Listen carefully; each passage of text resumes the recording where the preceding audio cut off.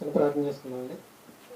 ప్రియ పరలోకమందున మా తండ్రి, ఒక సాయంకాల సమయంలో నీ యందు భయభక్తి కలిగి నీ యొక్క జ్ఞాన గ్రంథం నుంచి మాకు తెలియని కొన్ని విషయాలు నేర్చుకొని మా యొక్క జీవితంలోన దానికి సంబంధించిన లోటుపాట్లు ఉంటే సరి చేసుకుని నువ్వున్న పరలోక రాజ్యానికి చేరాలని ఉద్దేశంతో ఇక్కడికి వచ్చాం తండ్రి.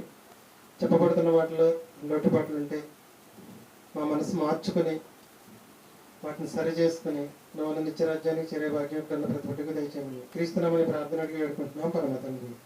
ఆమేన్. ఈరోజు ఒక విశేషకరమైన దినం. మేరీ గారు తోటకోళ్ళు పేరేంటమ్మా? శిరీష. ఈరోజు బాప్తిసం ఇచ్చామండి. నాకైతే 15 రోజుల నుంచి ఇంటి దగ్గర టాపీ పని చేస్తున్నాము. అసలు 5 నిమిషాలు 10 నిమిషాలు ఖాళీ లేదు. ఈరోజు ఒక్క పూట ఖాళీ దొరికితే ఇది కట్టేసుకున్నాను. చాలా సంతోషంగా ఉందండి. బాప్తిసం ఇచ్చి వచ్చిన దగ్గర నుంచి కూడా చాలా మనకన్నా పరలోకంలో తండ్రి దేవదూతలు కూడా గాన ప్రతిగానం ఎంత సంతోషిస్తానంటే దేవుడిని సంతోషపెట్టే పని. దీనికి అంతటికీ కర్త కర్మ క్రియ ఎవరంటే యాకోబు గారు ఆవిడ. మరి ఏమీ చేయకుండానే ఆవిడ బాప్తిసం తీసేసుకుందండి. వాళ్ళిద్దరి జీవితాన్ని చూసింది ఆవిడ. వాళ్ళ జీవితమే ఆవిడకి సువార్త. అంతేనండి. మధ్యలో ఆదాము వచ్చి మొదటి పాఠాన్ని వివరిస్తారు. అందరూ శ్రద్ధగా ఉన్నారని కోరుకుంటాను. క్షమించి ఆదాము, మొన్న ఆదివారం నీ పాఠం నేను చెప్పేశాను, నువ్వు రావడం చూడలేదు, అందుకే నీకు ఈరోజు పాఠం మొదటి పాఠం ఆదాము చెప్తారు. అందరూ శ్రద్ధగా ఉన్నారు. రేపు ప్రేయర్ లేదని అందరూ గుర్తుంచుకోండి. ఎలక్షన్ కోడ్ అమల్లో ఉంటుంది. 144 సెక్షన్. చక్కగా ఇంటి దగ్గర కూర్చొని బైబిల్ చదువుకోండి. లేదంటే మీకు జూన్ 8 మనకి ఎగ్జామ్ ఉంది కదా, ఎగ్జామ్ది చదువుకోండి. ఆదాము వచ్చి మొదటి పాఠాన్ని వివరిస్తాను.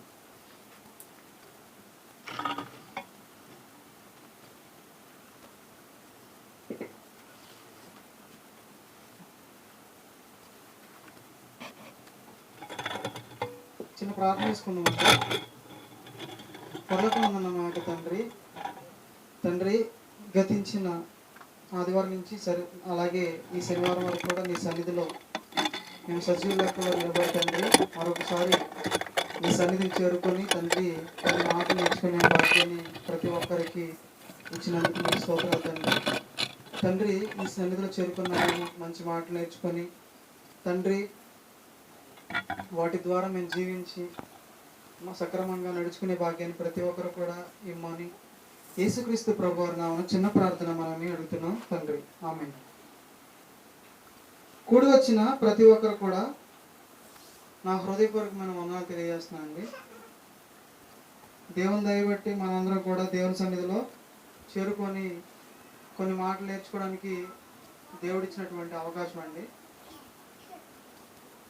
శనివారం పెట్టడం మంచిదా, రేపు పెట్టడం మంచిది అంటారా? చాలా పెద్దలు ఏమంటారంటే గడిచిపోయిన కాలం మంచిదండి అంటారు. విన్నారు ఎప్పుడన్నా? ఈరోజు శనివారం పెట్టుకోకపోతే రేపు అవకాశం ఉండొచ్చు, ఉండకపోవచ్చు. అందుకే టీచర్స్ ఏమంటారు? ఆలస్యం అమృతం విషయం అంటారు. మనమందరూ మన మనసులో ఉంది కాబట్టి ఇక్కడికి రాగలిగాం. మనసులో లేకపోతే ఒక ఆయన అంట కారు బాగా స్పీడ్గా 100 స్పీడ్ వెళ్తున్నాడంట. ఇంకా స్పీడ్గా వెళ్ళాలనిపిస్తుందంట ఆయనకి. ఇంకా స్పీడ్గా వెళ్ళాడంట, ఇంకా స్పీడ్గా వెళ్ళాడంట. ఇంకా స్పీడ్గా వెళ్తే ఎక్కడ ఉంటాడు? చాలా మంది అంట ఇప్పుడేనండి కారు ఇలా వెళ్ళిపోయింది, ఇప్పుడేనండి కారు ఇలా వెళ్ళిపోయింది, ఇలా వెళ్ళిపోయింది. కారు వెళ్ళిపోయిందా? కారు వెళ్ళిపోయిందండి. ఈయన తోలేడండి. ఈయన తోలా ఈయన హృదయం తోలమంది. అర్థమైందండి? ఇప్పుడు కారు వెళ్ళిపోయిందా? కారు వెళ్ళా, ఈయన వెళ్ళాడా? ఈయన వెళ్ళా, ఎవరు వెళ్ళారు? అందుకే కొంతమంది పెద్దలు ఉన్నారంటే అన్నిటికన్నా స్పీడ్ గా ప్రయాణించేది ఏది అని అడిగితే కొంతమంది ఏమన్నారు? ట్రైన్ అన్నారు, కొంతమంది విమానం అన్నారు, ఇంకా పక్షి అన్నారు, ఇంకోటి అన్నారు. కానీ మనసు అంట ఇక్కడున్న ఉంటే మొత్తం ప్రపంచం మొత్తం తిరిగి వచ్చేస్తుంది. అవునా కదా? ఇప్పుడు నిద్రపోతున్న ఆ బాడీని మనం అడగాల, లేచి తిరిగి వస్తున్న హృదయాన్ని అడగాల? అర్థమైందండి. చాలా మంది మన సార్ కూడా చాలా మంది సార్ చెప్పారు ఏంటంటే శరీరం మనకి శత్రువు అంట. అవునా కదా, శరీరము శత్రువు.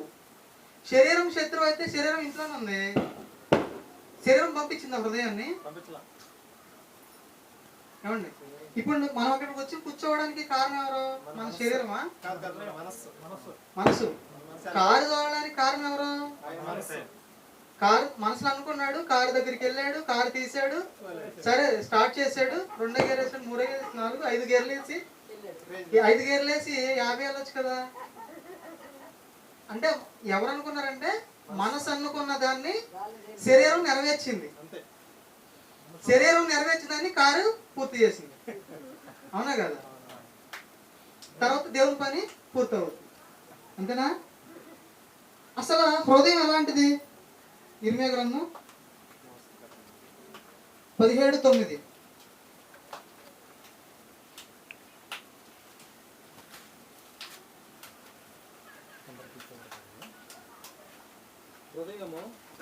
హృదయము అన్నిటికంటే మోసకరమైనది, అది ఘోరమైన వ్యాధి కలది. మోసకరమైనది. ఫస్ట్ పాయింట్ ఏంటి? మోసకరమైనది, వ్యాధి కలది. చాలా మందిని మనం అడిగితే పెద్దవాళ్ళు చెప్తారు, అరే నేను చాలా మంది చేతిలో నేను మోసపోయాను. ఒక అతను అంటాడు, నేను చీటీ పాటేసి మోసపోయా. ఇప్పుడు చీటీ పాట అంటే ఒక 30,000, 40,000, 50,000, 1,00,000 రూపాయలలోపు ఉంటుంది. ఇప్పుడు అతను చీటీ పాటలో మోసపోయాడు. మళ్ళీ ఆ డబ్బులు సంపాదించుకోవచ్చా లేదా?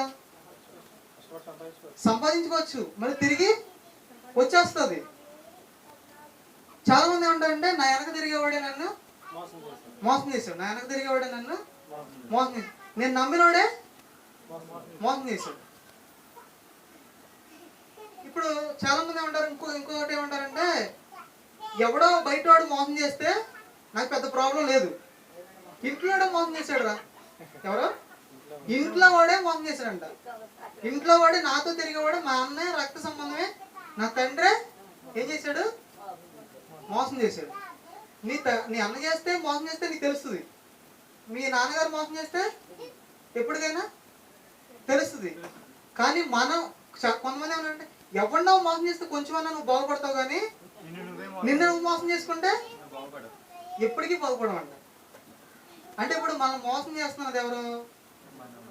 చీటీ పాటలు మోసపోతే ఏమైద్దా? ఇక్కడ ఏమంటుందండి, నీ మనసే నిన్ను మోసం చేస్తుందంట. ఇప్పుడు కారులో ఉన్న పోయేవాడు ఎవడు మోసం చేసినట్టు? ఇప్పుడు కారు మోసం చేసిందా? అవునా కదా, కారు మోసం చేసిందా?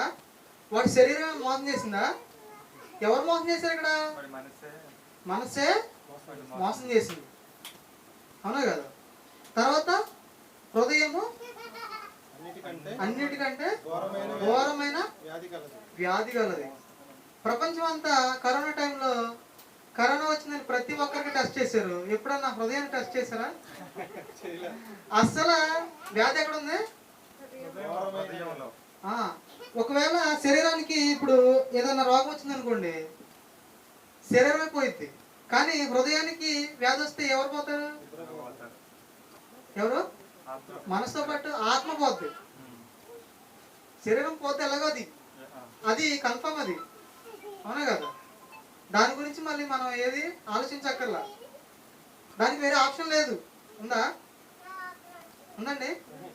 శరీరం దానికి డేట్ ఫిక్స్ అయిపోయింది. అవలేదా? డేట్ ఫిక్స్ అయిపోయింది. నీ ఆత్మకే ఫిక్స్ చేసుకోవాలి నువ్వు. అదే కదా మనం అనుకున్నది. నువ్వు దాన్ని పెడితే తిరిగి తీసుకుంటావు, అది నువ్వు ఫిక్స్ చేసుకోవచ్చు. కానీ శరీరాన్ని నువ్వు ఫిక్స్ చేయు. ఎవరు ఫిక్స్ చేస్తాడు? దేవుడే ఫిక్స్ చేస్తాడు. కానీ నీ ఆత్మ ఏం చేస్తుందని తినేస్తుంది. నీ ఆత్మ అంటే నీ మనస్సు. నీ మనసు ఏం చేస్తుంది? నీ ఆత్మను తినేస్తుంది, నీ శరీరాన్ని. అవునా కదా. ఈ వ్యాధిని కనిపెట్టేవారు ఎవరున్నారు?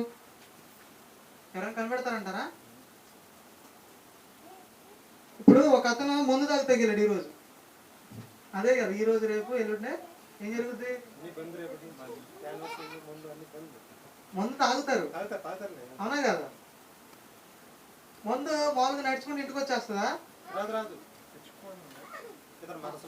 మనసులో అనిపిస్తుంది ఫస్ట్. వెళ్ళిన తర్వాత అక్కడికి వెళ్తారు, వెళ్ళిన తర్వాత ఇస్తారు, ఇచ్చిన తర్వాత తాగుతాడు, అవునా కదా? తర్వాత ఇదేమంటాడంటే హాస్పిటల్కి వెళ్తే ఏమవుద్ది? లివర్ పోయింది అంటారు. లివర్ పోయింది ఎప్పుడు తెలిసింది? తర్వాత ఏమంటాడు, ఇదేంటో ముందండి ప్రభుత్వం వారు అమ్మేస్తున్నారు, ఈ ముందేనండి మా ఆయన చంపేసింది అంటాడు, అవునా కదా?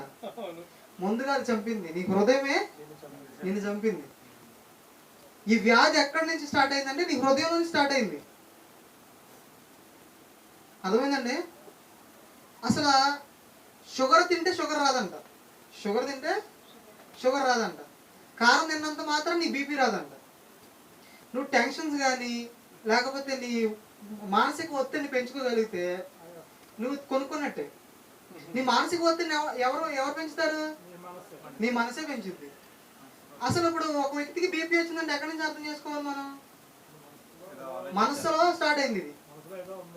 ఈ వ్యాధులు అంటే ఎక్కడి నుంచి వస్తున్నాయంటే ఇప్పుడు బ్లడ్ టెస్ట్ చేయకూడదు, ఏం టెస్ట్ చేయాలి? హృదయం టెస్ట్ చేయాలి, మనసు టెస్ట్ చేయాలి, అవునా కదా? ఇప్పుడు ఒక అతను బీపీ వచ్చిందంటే ఈ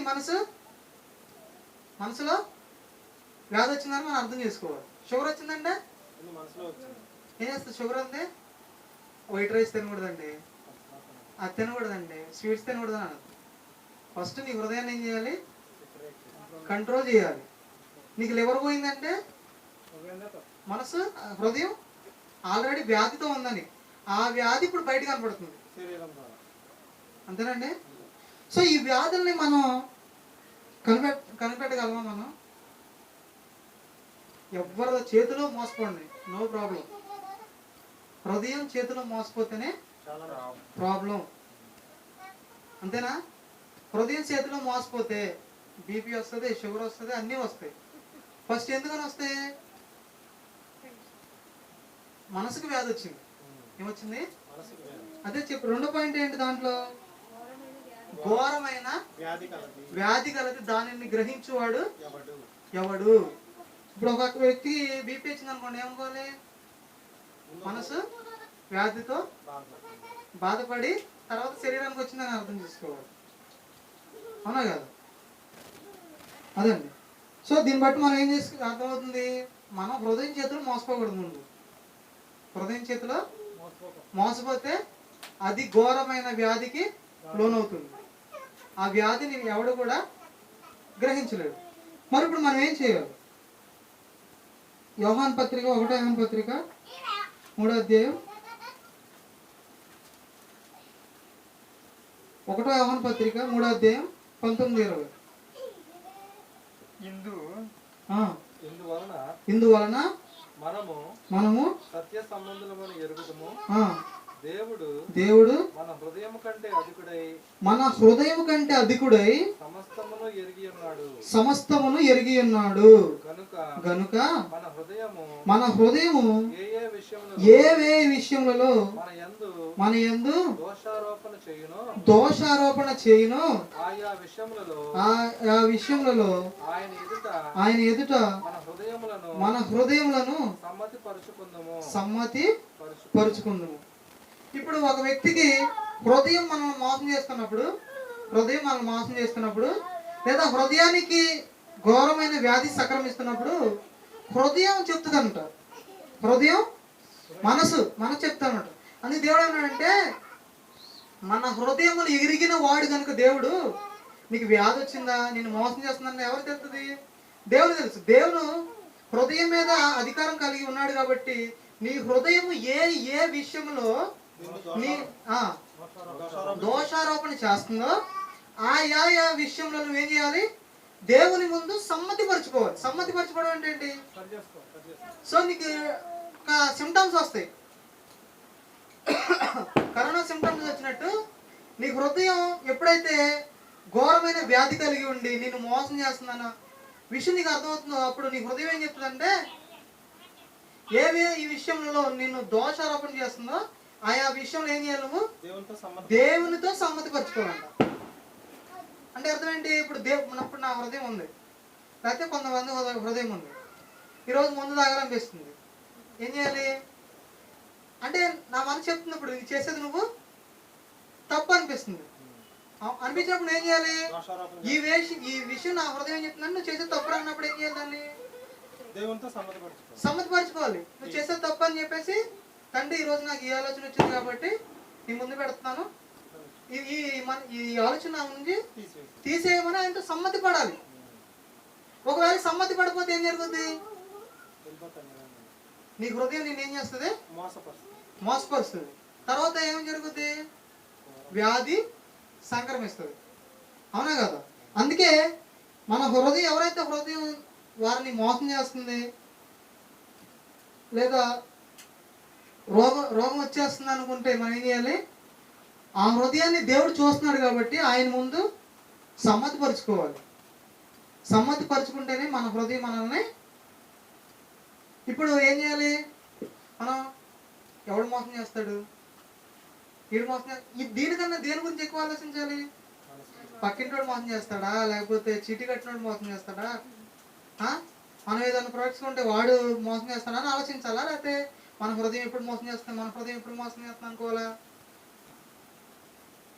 అవునా కదా? కొంతమంది ఏమంటారంటే, ఆ రోజు నేను అటు వెళ్ళకూడదు అనుకున్నానండి, వెళ్ళాను ఆ దెబ్బ తగిలింది. అవునా కదా?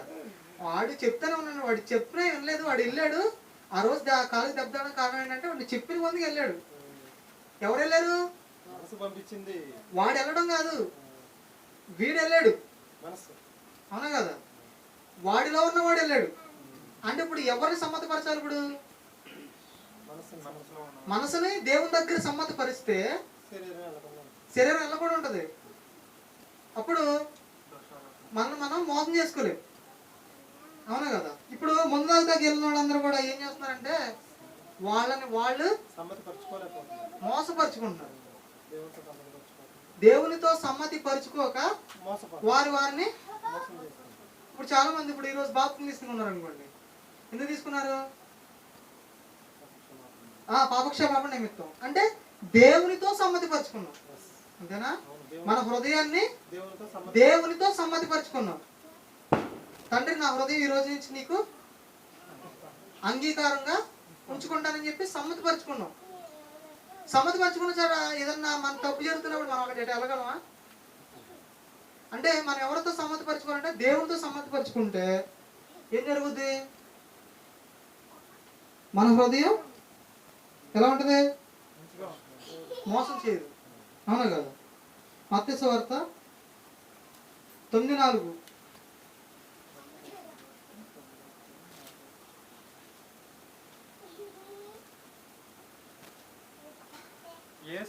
యేసు వారి తలంపులు గ్రహించి మీరెందుకు మీ హృదయములలో దురాలోచనలు చేయుచున్నారు? మనసులో ఏం చేస్తున్నారంటండి? దురాలోచనలు చేస్తున్నారంట. ఇక్కడ యేసుక్రీస్తు ప్రభు వారికి మనకి ఎవరు కనపడతారు? ఇప్పుడు ఇక్కడ ఉన్నాను నేను, ఇక్కడ ఉన్న వాళ్ళందరినీ చూస్తున్నా. మామూలుగా మన శరీరం చూస్తాం తప్ప మనసును చూడగలమా? చూడలేం. యేసుక్రీస్తు ప్రభు వారు దేని చూస్తున్నారు? డైరెక్ట్ గా హృదయం ఎరిగి మీరు దురాలోచనలు ఎందుకు చేస్తున్నారు? దురాలోచనలు చేసే వాళ్ళందరూ కూడా ఒకటే గుర్తుపెట్టుకోవాలి. దురాలోచనలు చేస్తున్న వాళ్ళందరూ కూడా వారి హృదయం వారిని ఏం చేస్తుంది? మోసం చేస్తుందని అర్థం చేసుకోవాలి. సో ఈ దురాలోచన చేసే వాళ్ళందరూ ఏం చేయాలి? దేవునితో సమ్మతి పరుచుకోవాలి. అంటే సమ్మతి పరుచుకోకుండా వీళ్ళు ఏం చేస్తున్నారంటే దురాలోచన చేస్తున్నారు. అంటే ఈ దురాలోచన అందరూ ఎవరికి కనపడుతుందంటే దేవుడికి కనపడుతుంది. సో మీ దేవుడికి కనపడుతుంది కాబట్టి మీరు ఏం చేయాలంటే దేవుని దగ్గరికి వెళ్ళి సమ్మతి పడాలి. సమ్మతి పడితేనే మిమ్మల్ని మీరు మోసం చేసుకోండి ఉంటారు. అవునా కదా? సో వీళ్ళందరూ కూడా సమ్మతి పరుచుకోలేని వాళ్ళు. అందుకే మీరు దురాలోచనలు ఎందుకు చేస్తున్నారు అని యేసుక్రీస్తు ప్రభువు అడుగుతున్నారు. అంటే ఇప్పుడు ఆయన శరీరాలతో మాట్లాడాలనుకుంటున్నారు. ఎవరితో మాట్లాడాలనుకుంటున్నారు? మనసులతో మాట్లాడాలనుకుంటున్నారు. అవునా కదా? సో ఇప్పుడు లోకంలో వచ్చి ఎవరన్నా ఏదైనా చేశారనుకోండి, శరీరం శిక్ష వేస్తారా లేకపోతే మనసు శిక్ష వేస్తారా? శరీరానికే వేస్తారు. ఏది చేయటం వల్ల? ఒక ఆయనంట చిన్నప్పుడు మనందరూ తెలిసింది. ఒక ఆయనంట కళ్ళతో చూశాడంట. ఏం చూశాడు? మామిడికాయ చూశాడు. మామిడికాయ చూసిన తర్వాత నచ్చింది కంటికి. అదే కళ్ళతో చూసిన తర్వాత అతను నచ్చింది. నచ్చిన తర్వాత కళ్ళు వెళ్ళలేవుగా. ఎవరు వెళ్తారు ఇప్పుడు? కాళ్ళు పరిగెట్టినాయి అంట. కాళ్ళు పోయలేవుగా. మరి ఎవరు వస్తారు? చేతులకు వస్తారు. అవును కదా. మరి చేతులు తినలేవుగా. నోరు తింటది. ఓకే, నోరు నవ్వులిద్ది. మరి అరయించుకోలేదు కదా, అంటే జీర్ణం అవ్వదు కదా. ఏం చేస్తుంది? కడుపులో పంపిస్తుంది. అతను తోటను చూసినంట. ఎవరిని కొట్టారు? శరీరాన్ని కొట్టాడు. శరీరాన్ని కొడితే లాస్ట్కి ఎవడు ఎడుతున్నాడు? కళ్ళు ఎందుకు ఏడుస్తున్నాయని అడిగాడంట. ప్రశ్న ఏంటి? చూసింది అదే ఫస్ట్. ముందు ఏం జరిగిందంటే నీ కంటి చూపు పోయింది కాబట్టి నీ కళ్ళు ఏడుస్తుంది. ఇప్పుడు అర్థమైందా మీకు? ఇప్పుడు ఈ పరిగెట్టినోడికి ఇబ్బంది లేదు, కోసుకున్నవాడికి ఇబ్బంది లేదు, తిన్నవాడికి ఇబ్బంది లేదు. అవునా కదా? వాడు తిన్నవాడికి ఇబ్బంది లేదు, తిన్న పట్ట కూడా ఇబ్బంది లేదు. దెబ్బలు తిన్నవాడు కూడా ఇబ్బంది లేదు. తగ్గిపోతుంది పెయిన్. కానీ ఇప్పుడు ఏం చేస్తున్నాడు? వీడు ఏడుస్తున్నాయి. ఎందుకు ఏడుస్తున్నాయి? ముందు కళ్ళు చెడిపోయినాయి కాబట్టి కళ్ళు ఏడుస్తున్నాయి. అవునా కదా? అర్థమైందా మీకు? కళ్ళు ఎందుకు ఏడుస్తున్నాయి? ముందు కళ్ళే చూస్తున్నాయి కాబట్టి, కళ్ళే కోరుకున్నాయి. తర్వాత మన మనసు చెడిపోతే ఎవరు ఏడుస్తారు? అప్పుడు మనమే ఏడవాలి. అవునా కదా? లాస్ట్కి ఎవరు ఏడుస్తున్నారు? మన మనసు మనం పాడు చేస్తే కనుక, మనం మోసం చేస్తే మనమే ఎవరు ఏడవాలి? మనమే ఏడవాలి. మన మనసు మాట వినాలి. ఎప్పుడు? సమ్మతి చేసుకున్న తర్వాత తినాలి. సమ్మతి లేకుండా తినొచ్చా? అర్థమైందండి? అది కళ్ళు ఎందుకు ఏడుస్తున్నాయో అర్థమైంది అనుకోండి. కీర్తన గ్రంథం 51:6.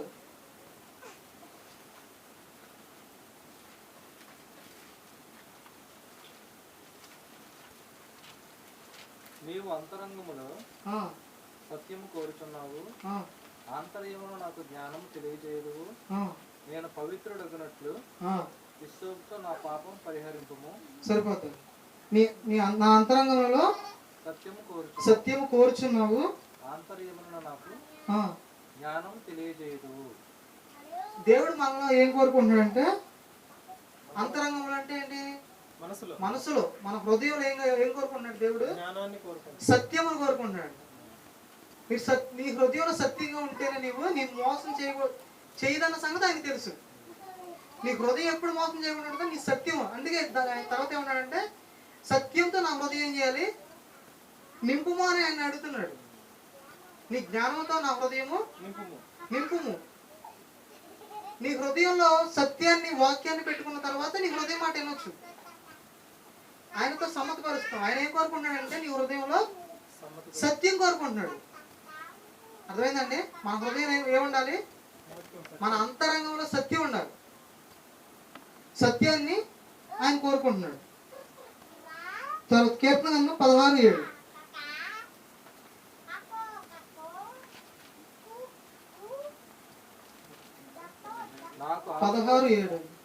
నాకు ఆలోచనకర్త అయిన యెహోవాను స్తుతించెదను. 16:7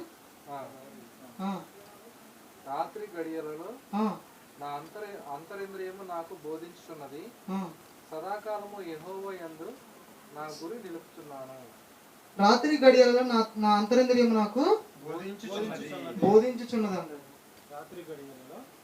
ఇప్పుడు ఇందాక సత్యం నింపుకోవాలనుకున్నాం. అంతరింద్రియంలో ఎప్పుడు బోధిస్తున్నాయి అంట? రాత్రి గడియలలో నాకు నా అంతరింద్రియం నాకు బోధిస్తుంది. కొంతమంది బోధించదు. ఎవరికి? ఇప్పుడు కొంతమంది నిద్రపోతుంటారు నైట్ టైం. ఏం చేస్తారు? ప్రపంచం అంతా తిరిగి వస్తారు. ప్రపంచం అంతా తిరిగి వస్తారు. రాత్రి గడియలలో నా అంతరింద్రియం నాకు బోధించుచున్నది అంటాడు. ఎవరు బోధిస్తున్నారు ఈయనకి? అంతరింద్రియములు నాకు బోధించుచున్నాడు. బోధించున్నాయి. ఇప్పుడు ఇక్కడ బోధ జరుగుతుంది. ఇప్పుడు మామూలుగా ఇప్పుడు మనం ఇక్కడ వాక్యం చెప్పుకోండి, చాలా మంది చెప్తారు, వింటున్నాము. మనం బోధ చేసేది ఎందుకు? మనసు మార్చుకోవడానికి, మనసు మార్చుకోవడానికి, మనం సక్రమంగా ఉండడానికి. నడవడానికి. అంటే ఈయన నిద్రపోయేటప్పుడు అంతరింద్రియం ఏం చేస్తుందంటే బోధిస్తుంది. నైట్ టైం మీరు బోధిస్తుందంటే పగల టైం ఏం చేస్తాడని? జ్ఞానంతో నింపుకున్నాడని, సరిగ్గా నడుస్తానండి. ఇక్కడ ఫస్ట్ మనం నేను చదువుకుంది ఏంటంటే, చదువుకున్న దానికి నేను కంపేర్ చేసుకున్నాను. ఫస్ట్ మనం నేర్చుకుంటాం, నీ హృదయం ఏంటి? మోసకరమైనది, ఘోరమైన వ్యాధి గలది. ఇప్పుడు దావీదు గారి హృదయం ఏం చేస్తుంది? బోధిస్తుంది. అంటే వ్యాధి లేని హృదయం ఎలా ఉంటుంది? బోధిస్తుంది. బోధించేటప్పుడు బోధిస్తుందంటే అర్థం ఏంటి? నీ హృదయం నిన్ను మోసం చేయట్లేదని, నీ హృదయానికి వ్యాధి లేదని. ఎప్పుడు బోధిస్తుంది? రాత్రి యందు బోధిస్తుంది. ఎందుకని? రాత్రి పడుకున్న తర్వాతే పగలంతా పని చేస్తావు, పగలంతా పని చేస్తాం. నైట్ టైం ఏం చేస్తాడంటే, కొంతమంది బాగా పొలంలో పని చేసాం అనుకోండి, రేపు మనం ఈ పంట వేస్తే ఇది ఎంత వస్తుంది, రేపు మనం ఇది కోస్తాం కదా, ఈ పంట నుంచి ఎంత వస్తుంది. లేకపోతే కొంతమంది ఎక్కడెక్కడో తిరగాలనుకుంటారు, అక్కడెక్కడికి ఇలా వచ్చేస్తారు. ఇలా చేసే బోధ ఏంటి అంటే, ఈ బోధ చేయడం వల్ల ఏం జరుగుతుంది? వారి హృదయం వాళ్ళని ఏం చేస్తుంది? మోసం చేస్తుంది. కానీ ఈయన హృదయం మోసం చేస్తుందా? ఇదేం చేస్తుంటే, ఒక హృదయం మనల్ని మనం మోసం చేయట్లేదు అనడానికి ఇది ఒక కొలమానం. మన హృదయం మనకు బోధ చేయట్లేదంటే అర్థం ఏంటి? మోసం చేస్తుందని. బోధిస్తుందంటే మోసం చేయట్లేదని, రోగం లేదని.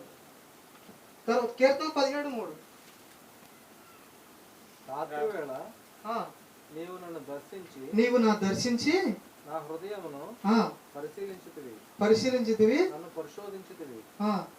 నీకు ఏ దురాలోచన కానరాలేదు. నోటి మాట చేత నేను అతిక్రమింపను. సరిపోతుంది. రాత్రిపూట మనందరం పడుకున్నాం. మనమందరం అంటే ప్రపంచంలో అందరూ పడుకున్నాం. పడుకున్న తర్వాత ఎవరు వస్తున్నారు? దావీదు గారి హృదయం ఆయన ఏం చేస్తుందంటే బోధ చేస్తుంది. నైట్ టైం ఏం చేస్తుంది? నిద్రపోయాడు. రాత్రి వేళ ఏంటంటే అర్థం ఏంటి? మనకి అర్థం ఏంటి? పడుకునేటప్పుడే. రాత్రి వేళ అంటే నిద్రపోతున్నామని ఆయన బోధిస్తుంది. ఇలాగా మనందరం నిద్రపోయాం. నిద్రపోయిన తర్వాత ఎవరు వచ్చారు? మరి చదువు కీర్తన 17:3. రాత్రి వేళ నీవు నన్ను దర్శించి నా హృదయమును పరిశీలించితివి, నన్ను పరిశోధించితివి, నీకు ఏ దురాలోచన కానరాలేదు. అర్థమైందండి? ఎప్పుడు పరిశీలిస్తున్నాడు? రాత్రి గడి ఆయన దగ్గరికి వచ్చి పరిశీలిస్తున్నాడు.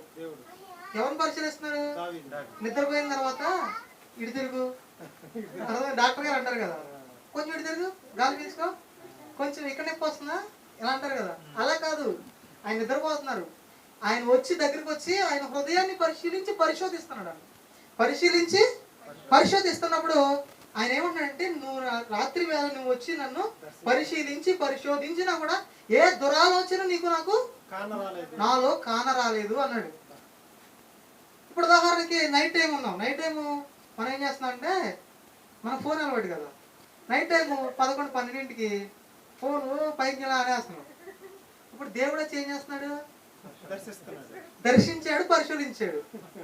మన పరిస్థితి ఏంటి? అర్థమైందా మీకు? ఆయన పరిస్థితి అలా ఉంది, ఓకే, పక్కన పెట్టేయండి. అవునా కదా? నైట్ టైము కొంతమంది ముందకి లేకపోతే ఎక్కడికో వెళ్తారు. వాళ్ళ హృదయం దగ్గరికి వెళ్ళినప్పుడు ఇది ఎలా ఉంటుంది పరిస్థితి అంటే, ఒక విషయం మనం ఇక్కడ అర్థం చేసుకోవాల్సింది ఏంటంటే, ప్రతి వ్యక్తిని కూడా నైట్ టైం ఆయన ఏం చేస్తున్నాడు? రాత్రి పూట దర్శించి పరిశోధిస్తున్నాడు. అంటే అంటే ఏం చేయాలి అక్కడ? ఆ టైంలో ఆయన వచ్చినప్పుడు మన హృదయం మనకు బోధిస్తూ ఉండాలి. ఏం చేయాలి? బోధిస్తూ ఉండాలి.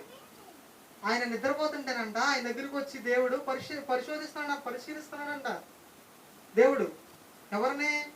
పాప నా అబ్బాయికి ఏమో దెబ్బలు తగిలి నేను ఆలోచించట్లా, తలుడిపోయింది ఏమో పట్టించుకుంటా, అవును కదా, కాళ్ళకి ఏమో దెబ్బలు అయ్యే చోట్ల డైరెక్ట్ హృదయం దగ్గరికి వెళ్ళిపోయాడు. ఆయన హృదయం దగ్గరికి వెళ్ళిపోయి నిద్రపోతుంటే ఏం చేస్తున్నాడంటే ఆయన హృదయాన్ని పరిశీలిస్తున్నాడు.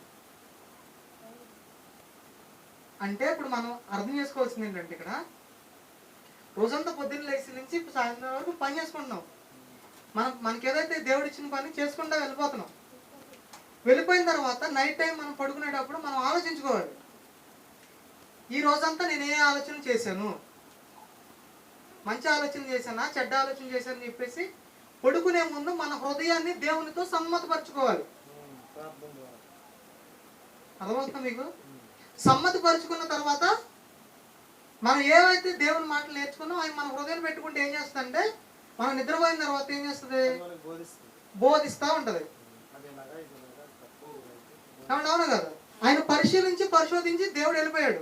ఒకవేళ మనం ఆ నైట్ టైం మనం నిద్రపోతున్నప్పుడు మన ఆలోచనలు ఎక్కడో ఏదో చేస్తూ ఉంటే మన పరిస్థితి ఎలా ఉంటుందో ఆలోచించండి. అంటే ప్రతిరోజు మనం ఏం చేయాలి? ఇప్పుడు సమ్మతి పరుచుకుంటూ నిద్రపోవాలి, సమ్మతిపరిచి నిద్రపోవాలి. నిద్రపోయిన తర్వాత ఏం జరగాలి? బోధ జరగాలి. ఇది పర్సనల్ గా జరగాలి. ఇది యూనివర్సల్ స్పీచ్ కాదు. ఇది అర్థమైందా? మళ్ళీ 12 గంటలు ఇక్కడ కూర్చోబెట్టి బోధించరు ఎవరు. అర్థమైందండి? అంటే ఇప్పుడు నైట్ టైం ప్రతి ఒక్కరి హృదయంలో ఏం జరగాలి? బోధ జరగాలి. బోధ జరుగుతున్నప్పుడు ఆయన వచ్చి పరిశీలించడం అనుకోండి, అంటే ప్రతిరోజు మనం పరిశీలిస్తున్నాం అన్నమాట. ఎప్పుడు? రాత్రి గడియలో మనం నిద్రపోయిన తర్వాత దేవుడు వచ్చి మన దగ్గరికి వచ్చి